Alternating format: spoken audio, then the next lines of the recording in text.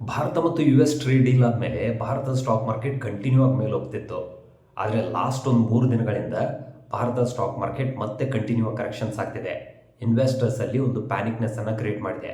ಹಾಗಾದರೆ ಮಾರ್ಕೆಟ್ ಇಷ್ಟು ಕರೆಕ್ಷನ್ಸ್ ಆಗೋದಕ್ಕೆ ಪ್ರಮುಖ ಕಾರಣ ಏನು, ಯಾಕೆ ಈ ರೀತಿ ಮಾರ್ಕೆಟ್ ಕರೆಕ್ಷನ್ ಆಗ್ತಿದೆ ಅಂತ ನೋಡೋದಾದರೆ, ಮೊದಲನೇ ಕಾರಣ ಬಂದ್ಬಿಟ್ಟು ಐ ಟಿ ಸ್ಟಾಕ್ಸ್ಗಳು. ಲಾಸ್ಟ್ ಒಂದು 3-4 ದಿನಗಳಿಂದ ಭಾರತದ ಐ ಟಿ ಸ್ಟಾಕ್ಸ್ಗಳು ಕಂಟಿನ್ಯೂ ಕರೆಕ್ಷನ್ಸ್ ಆಗ್ತಿದೆ.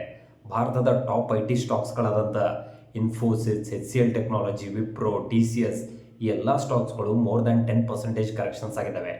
ಈ ಎಲ್ಲ ಸ್ಟಾಕ್ಸ್ಗಳು ಭಾರತದ ನಿಫ್ಟಿ ಇಂಡೆಕ್ಸ್ನಲ್ಲಿ ಹೆಚ್ಚು ವೇಟೇಜನ್ನು ಹೊಂದಿದ್ದಾವೆ. ಯಾವಾಗ ಈ ಸ್ಟಾಕ್ಸ್ಗಳು ಕರೆಕ್ಷನ್ ಆಗುತ್ತೆ, ಆಬ್ವಿಯಸ್ಲಿ ಮಾರ್ಕೆಟ್ನು ಕೂಡ ಕರೆಕ್ಷನ್ಸ್ ಆಗುತ್ತೆ.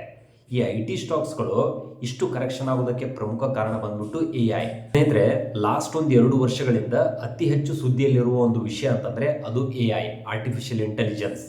ಎಲ್ಲರೂ ಏನು ಹೇಳ್ತಾ ಇದ್ದಾರೆ ಅಂತಂದರೆ, ಮುಂಬರೋ ದಿನಗಳಲ್ಲಿ ಬಿಕಾಸ್ ಆಫ್ ಎ ಐ ಸುಮಾರು ಕೆಲಸಗಳು ಆಟೋಮೇಷನ್ಸ್ ಆಗುತ್ತೆ, ರೋಬೋಟಿಕ್ಸ್ ಬರುತ್ತೆ, ಅವಾಗ ನಮಗೆ ಕೆಲಸಗಳು ಕಮ್ಮಿ ಆಗ್ತವೆ ಅಂತೇಳಿ ಎಲ್ಲರೂ ಹೇಳ್ತಾ ಇದ್ದಾರೆ.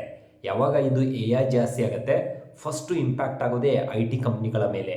ಇವುಗಳಿಗೆ ಪ್ರಾಜೆಕ್ಟ್ ಕಮ್ಮಿ ಆಗುತ್ತೆ, ರೆವಿನ್ಯೂ ಕಮ್ಮಿ ಆಗುತ್ತೆ. ಆ ಒಂದು ಫಿಯರಿಂದಾಗಿ, ಆ ಒಂದು ಪ್ಯಾನಿಕ್ನೆಸ್ಸಿಂದಾಗಿ ಐ ಟಿ ಸ್ಟಾಕ್ಸ್ಗಳು ಕರೆಕ್ಷನ್ಸ್ ಆಗ್ತಿದ್ದಾವೆ. ಆದರೆ ಹಿಸ್ಟ್ರಿಯನ್ನು ಚೆಕ್ ಮಾಡಿದಾಗ ಈ ರೀತಿ ಅನೇಕ ಸಮಸ್ಯೆಗಳು ಬಂದಿದ್ದಾವೆ. ಆವಾಗ ಐ ಟಿ ಸ್ಟಾಕ್ಸ್ಗಳು ಕಂಬ್ಯಾಕ್ ಮಾಡಿರುವಂಥ ಉದಾಹರಣೆಗಳು ಸಾಕಷ್ಟಿದ್ದಾವೆ.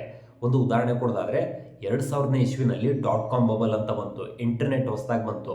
ಆಗ ಎಲ್ಲರೂ ಏನು ಅಂದ್ಕೊಂಡಿದ್ರು ಅಂತಂದರೆ, ಇನ್ನು ಮುಂದೆ ಐ ಟಿ ಕಂಪ್ನಿಗಳ ಕತೆ ಮುಗಿದೋಯ್ತು ಅಂತ ಅಂದ್ಕೊಂಡ್ರು. ಆದರೆ ಒಂದು 2-3 ವರ್ಷಗಳಲ್ಲೇ ಐ ಟಿ ಕಂಪ್ನಿಗಳು ದೊಡ್ಡ ಮಟ್ಟದಲ್ಲಿ ಕಂಬ್ಯಾಕ್ ಮಾಡಿದ್ವು. ಇವಾಗಲೂ ಕೂಡ ಬಿಕಾಸ್ ಆಫ್ ಎ ಐ ಸ್ವಲ್ಪ ಮಟ್ಟಿಗೆ ಐ ಟಿ ಸ್ಟಾಕ್ಸ್ಗಳು ಕರೆಕ್ಷನ್ಸ್ ಆಗ್ತಿರ್ಬೋದು. ಫ್ಯೂಚರ್ಲಿ ದೊಡ್ಡ ಮಟ್ಟದಲ್ಲಿ ಕಂಬ್ಯಾಕ್ ಮಾಡ್ತವೆ.